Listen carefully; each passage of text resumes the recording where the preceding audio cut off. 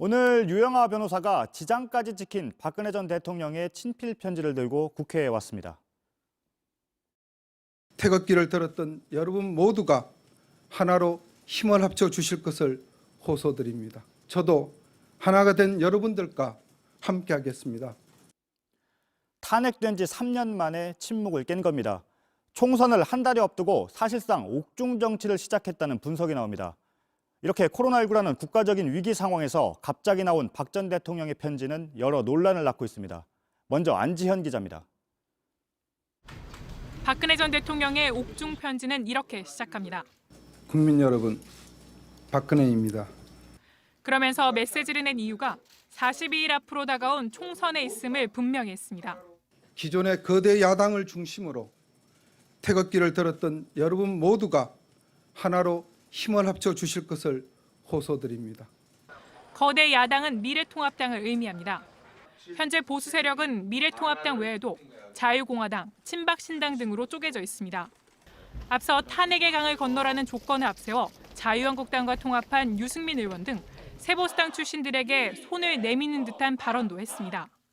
보수의 외연을 확대하기 위한 불가피한 선택으로 받아들였습니다. 반드시 보수 통합을 이뤄 여당에 맞서 선거를 치르라는 점을 분명히 했습니다. 서로 분열하지 말고 역사와 국민 앞에서 하나된 모습을 보여주시기 바랍니다. 박 전 대통령의 옥중 편지는 마지막으로 자신도 함께하겠다는 말로 끝이 납니다. 또 이름 옆에 손지장을 찍어 본인의 메시지임을 분명히 했습니다. JTBC 안지연입니다. 박 전 대통령은 대구 경북과 태극기 세력을 따로 언급했습니다. 정치적인 부활을 노리고 지지층을 결집하려는 것 아니냐는 분석이 나옵니다. 코로나19라는 국가 위기 상황에서 민심을 분열시킨다는 비판이 일고 있습니다. 유한울 기자입니다. 박근혜 전 대통령은 첫 친필 편지 첫 부분에 대구 경북, 즉 TK를 언급했습니다. 특히 대구 경북 지역에서 4천 명이 넘는 확진자가 발생하였고 앞으로 더 많은 확진자가 발생할 수 있다고 하니 너무나 가슴이 아픕니다. 유영하 변호사는 오늘 한 언론에 나와 박 전 대통령이 정치적 고향인 대구 경북의 현재 상황을 걱정했다고 말했습니다. 코로나 위기 한복판에 빠진 지역 민심을 파고든 겁니다. 박 전 대통령이 또 강조한 건 이른바 태극기 세력입니다. 나라 장래가 염려되어 태극기를 들고 광장에 모였던 수많은 국민들의 한숨과 눈물을 떠올리면 마음이 편하지 않았습니다. 그러면서 현 정부와 대립각을 세웠습니다. 많은 분들이 무능하고 위선적이며 독선적인 현 집권 세력으로 인하여 살기가 점점 더 힘들어졌다고, 희망이 보이지 않는다고. 박 전 대통령이 자신의 지지층을 집중 공략해 정치적 재기를 꾀하는 것 아니냐는 분석이 나옵니다. 하지만 전 국민이 합심해 코로나 위기를 극복해야 할 시기에 민심을 분열시킨다는 지적이 나오고 있습니다. JTBC 유한울입니다. 더불어민주당은 박 전 대통령이 탄핵을 부정하고 정치적인 선동에 나섰다고 강하게 비판했습니다. 민생당과 정의당도 코로나 위기를 기회 삼아 정치적 입지를 만들려는 파렴치한 행태에 분노한다고 밝혔습니다. 최재원 기자입니다. 더불어민주당은 박근혜 전 대통령이 총선 개입을 선언한 것이라고 반발했습니다. 억울한 정치인처럼 옥중 선동 정치를 하며 국민의 탄핵 결정을 부인하려 한다고도 했습니다. 태극기 부대를 다시 모으고 총선 지침을 내리며 정치적 선동을 하는 것에 납득할 국민들은 없습니다. 금태섭 의원은 국민들이 코로나 사태로 고투를 벌이는 시점에 박 전 대통령은 정치 공학을 계산하고 국민들을 쪼개고 있다고 비판했습니다. 민생당은 고도로 기획된 정치 공작성 발언이라면서 황교안 대표 등이 박 전 대통령의 수렴 청정에 대한 입장을 밝혀야 한다고 했습니다. 정의당은 박 전 대통령이 탄핵 이전으로 정치 시계를 돌리려는 것이라며 미래통합당이 도로 새누리당이 된 듯하다고 지적했습니다. 코로나19로 인한 국민들의 위기를 기회 삼아 자신의 정치적 입지를 구축하려고 하는 파렴치한 행태에 분노를 금할 수가 없습니다. 범여권은 박 전 대통령이 갈등과 분열을 조장한다고 비판하면서도 보수 진영의 통합 가능성에 따른 선거 전략을 고심할 것으로 보입니다. JTBC 최재원입니다. 박 전 대통령의 편지에 대해 미래통합당 안의 여러 세력은 한 목소리로 긍정적인 메시지를 내놨습니다. 황교안 대표는 애국심이 가슴을 울린다고 했습니다. 탄핵의 강을 건너야 한다고 주장했던 새로운 보수당 출신들도 환영한다는 입장입니다. 정종문 기자입니다. 박 전 대통령이 통합의 중심으로 지목한 미래통합당의 황교안 대표가 낸 입장문입니다. 오랜 고초에 시달리면서도 무너져가는 대한민국을 걱정하는 그 마음이 절절하게 느껴진다고 했습니다. 무능 정권의 폭정을 멈추고 이 국민을 지켜달라는 애국심이 우리 가슴을 깊이 울린다고도 했습니다. 미래통합당으로 뭉친 새 보수당 출신들도 환영했습니다. 정병국 의원은 박 전 대통령의 말씀은 정치적 이해가 아닌 애국적 진심이라고 했고, 이름을 밝히지 않은 새 보수당 출신 한 의원은 취재진과 통화에서 박 전 대통령이 탄핵의 강을 넘자는 것에 동의한 것으로 보인다며 소의를 따지지 않고 대의를 얘기한 것이라고 말했습니다. 보수 통합에서 소외됐던 친박 정치인들은 기다렸다는 듯이 마이크 앞에 섰습니다. 태극기 애국 국민에 대한 말씀을 2번이나 하셨고, 서청원 의원은 판을 다시 짜야 한다며 공천 중단을 요구했습니다. 박 전 대통령 이름을 전면에 내세운 친박신당도 나섰습니다. 미래통합당이 대통령 말씀을 어떻게 받아들이냐는 미래통합당에 달려있다. 이런 가운데 안철수 대표의 국민의당은 사법부의 최종 판결을 기다리며 수감되어 있는 입장에서 정치적 발언을 하는 것은 매우 부적절하다며 비판했습니다. JTBC 정종문입니다.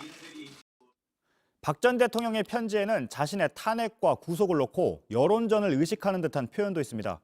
박 전 대통령은 앞선 특검과 검찰 수사에 협조하지 않았고 재판에도 제대로 출석하지 않아 왔습니다. 이어서 박병현 기자입니다. 2017년 3월 박근혜 전 대통령은 국정농단 사건의 피의자 신분으로 검찰 조사를 받았습니다. 한 달 뒤 구속된 상태에서도 검찰 조사는 이어졌습니다. 국정농단 사건 외에 국정원 특활비 청와대 상납 의혹 등이 이어지면서 검찰은 6차례에 걸쳐 구치소 방문 조사까지 나섰습니다. 이후에도 세월호 참사와 관련한 조사도 이뤄졌습니다. 하지만 당시 박 전 대통령은 검찰 수사에 협조적이지 않았습니다. 대부분 모른다의 취지의 답변을 하거나 건강상의 이유로 조사를 거부한 겁니다. 이어진 재판에서도 비협조적인 태도는 계속 이어졌습니다. 2017년 10월 박 전 대통령은 재판부에 대한 믿음이 더 이상 의미가 없다며 재판을 사실상 거부한 뒤 모습을 드러내지 않았습니다. 1심과 2심 선고 판결 때도 재판에 나오지 않았습니다. 당시 2심 재판부는 박 전 대통령을 향해 정당한 이유 없이 출석을 거부하면서 국정농단 실체적 진실이 밝혀지길 원하는 국민의 여망을 철저히 외면했다고 비판하기도 했습니다.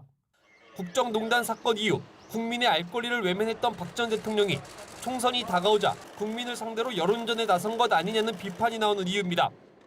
국민 여러분, 저는 지난 2006년 테러를 당한 이후 저의 삶은 덤으로 사는 것이고 그 삶은 이 나라에 바친 것이라고 생각했습니다. JTBC 박병현입니다.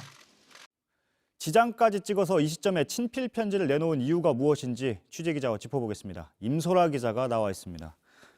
일단 코로나 위기 속에서 편지가 나온 건데 왜 이 시점일까요? 유영하 변호사는 박근혜 전 대통령의 오늘 메시지를 상당히 오랜 기간 다듬고 또 다듬었다고 말했습니다. 그런데 이 발표 시기는 박 전 대통령이 직접 골랐다고 하는데요. 메시지가 가장 큰 파급력을 낳을 수 있는 시기가 지금이라고 판단한 걸로 보이는데 코로나19로 정부에 대한 비판 여론이 높아진 상황을 오히려 자신의 정치적 입지 강화를 위해서 이용했다, 이런 지적이 나옵니다. 그리고 여당에서는 굉장히 많은 비판이 나오고 있습니다. 박 전 대통령의 옥중 서신을 보냈다, 이런 소식을 듣고 대구 경북 지역 주민들에 대한 위로의 메시지겠거니 이렇게 짐작을 했는데 국론을 분열시키고 자신에게 동정심을 가지고 있는 시민들을 동원했다, 이런 비판의 목소리를 높였습니다. 네. 편지를 보면 나라가 매우 어렵다, 분열하지 말라고 했지만 결국 이번 총선에서 야권이 반문재인 연대로 선거를 치러야 한다 이런 메시지를 내놓은 거다 이런 해석이 나오잖아요. 네, 그렇습니다. 여권에서는 이 갈라치기 또 편가르기, 분열의 정치라고 즉각 반발을 했습니다. 예. 박 전 대통령의 메시지를 보면 국민 여러분이라고 시작을 하긴 합니다만 결국 메시지 말미에는 태극기를 들었던 여러분 모두가 하나로 힘을 합쳐달라고 했습니다. 그러니까 보수 진영의 통합을 이야기한 것이지 전 국민의 통합을 이야기한 건 아닙니다. 그래서 국가적 위기 상황에 초당적으로 대응하는 메시지가 아니어서 오히려 코로나 위기가 정치 싸움으로 번지고 있다 이런 우려가 나옵니다. 예, 어떻게 봐야 할까요? 이번 편지를 시작으로 본격적인 옥중 정치를 시작했다 이렇게 봐야 할까요? 네, 오늘 박 전 대통령의 이 메시지 이후 상황은요. 예. 미래통합당과 이 보수 통합 과정에서 밀려나 있던 탄핵 반대 세력이 공천을 받기 유리한 상황이 펼쳐지게 될 것 예. 같습니다.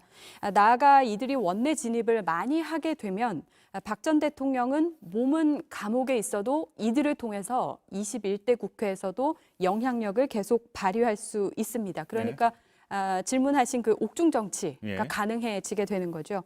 그런 측면에서 박 전 대통령의 메신저인 유영하 변호사가 이번 총선에 출마할지 여부도 주목이 됩니다. 여권 일각에서는 야권이 이번 총선에서 선전하고 다음 대선에서 정권 교체에 성공해야 사면 등을 기대할 수 있다는 계산을 박 전 대통령이 하고 있는 것 아니냐 예. 이런 분석도 내놓고 있습니다. 예. 지금 미래통합당에서는 한참 공천 작업이 진행 중이죠. 예. 네. 그런데 친박 세력이 만든 정당들과 합쳐질 가능성이 좀 있을까요? 네, 일단 통합당 김형호 공관위원장은 박 전 대통령의 메시지에 대해서 환영 입장을 밝혔습니다. 예. 앞으로 장기적으로는 이 통합을 추진하는 과정이 있을 걸로 보이는데요. 그러면서 자유공화당 또 친박신당 인사들이 공천 과정에 참여할 수 있는 여지를 열어놓겠다고 밝혔습니다. 잠깐 들어보시죠. 예.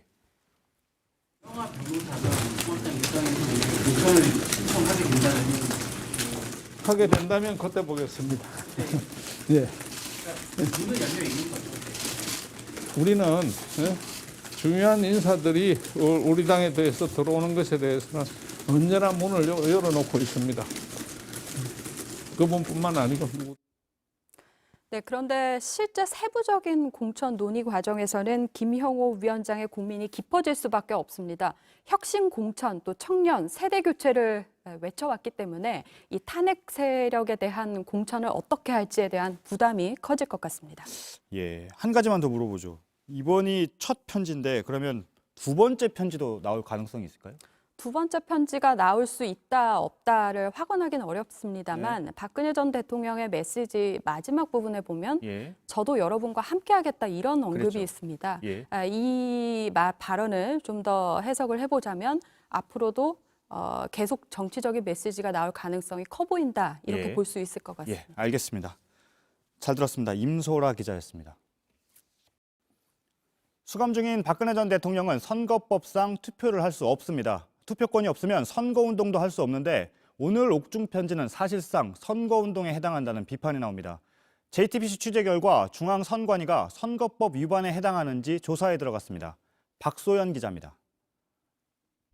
박근혜 전 대통령은 국정농단과 국정원 특활비 등 20여 개 혐의로 현재 재판을 받고 있습니다. 이 가운데 일부는 형이 확정됐는데 20대 총선을 앞두고 당시 새누리당 공천에 개입한 혐의로 지난 2018년 11월 징역 2년의 형이 확정됐습니다.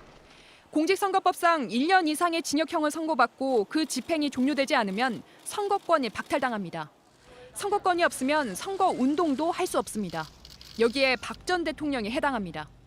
중앙선거관리위원회는 박 전 대통령의 옥중 서신이 선거법 위반에 해당하는지 서신 내용을 조사 일과에 보내 조사 중입니다. 특히 서신 가운데 모두가 하나로 힘을 합쳐달라고 호소한 부분이 선거운동에 해당하는지를 중점적으로 보고 있습니다. 다만 공직선거법상 단순한 의견 개진이나 의사표현은 선거운동으로 보고 있지 않아 이에 대한 검토도 함께하고 있습니다. 정치권에서는 서신 내용뿐만 아니라 이후 따라오는 정치권의 여러 파장도 함께 검토해야 한다는 주장이 나오고 있습니다. JTBC 박소연입니다.